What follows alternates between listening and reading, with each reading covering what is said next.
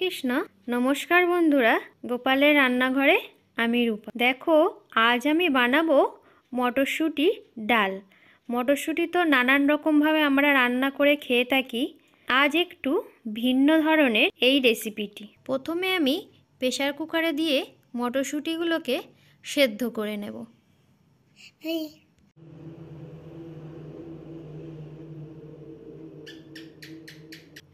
দেখো, এখানে মটরশুঁটিটা সেদ্ধ করে নিয়েছি।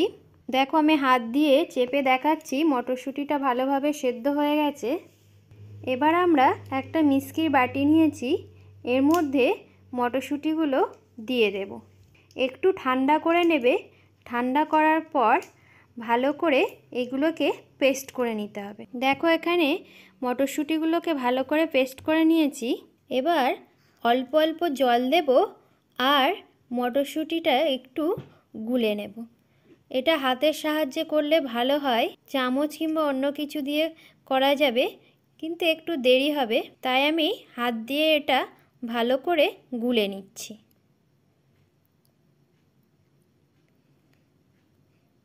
দেখো, আমি একবারে বেশি জল দিইনি, অল্প অল্প করে জল দিচ্ছি আর এটা ভালো করে নেড়ে নেড়ে গুলে নিচ্ছি।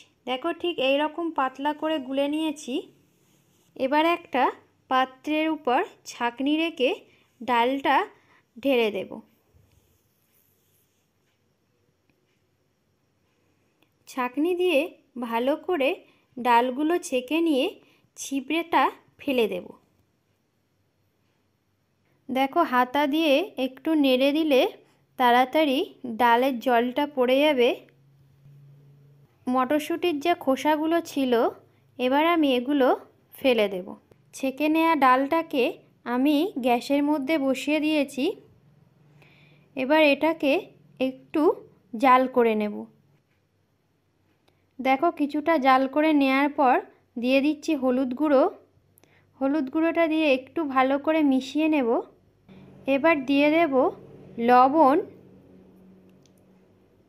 লবণ হলুদ দিয়ে ভালো করে ডালটাকে ফুটিয়ে নেব।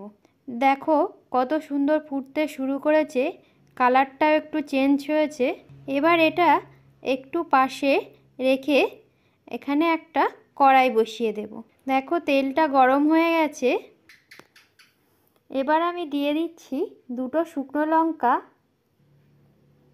দিয়ে দেবো একটা তেজপাতা, একটুখানি সাদা জিরে। ফোড়নটাকে নেড়ে চেড়ে ভালো করে ভেজে নেব।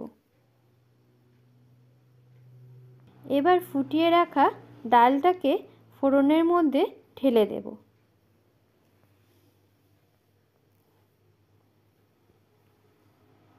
প্রায় রেডি হয়ে এসেছে। ডালটা খুব সহজ পদ্ধতিতে মটরশুঁটির এই ডাল ভিডিও রেসিপিটি যদি ভালো লেগে থাকে একটা লাইক করবেন। লাস্টে দিয়ে দেব চিনি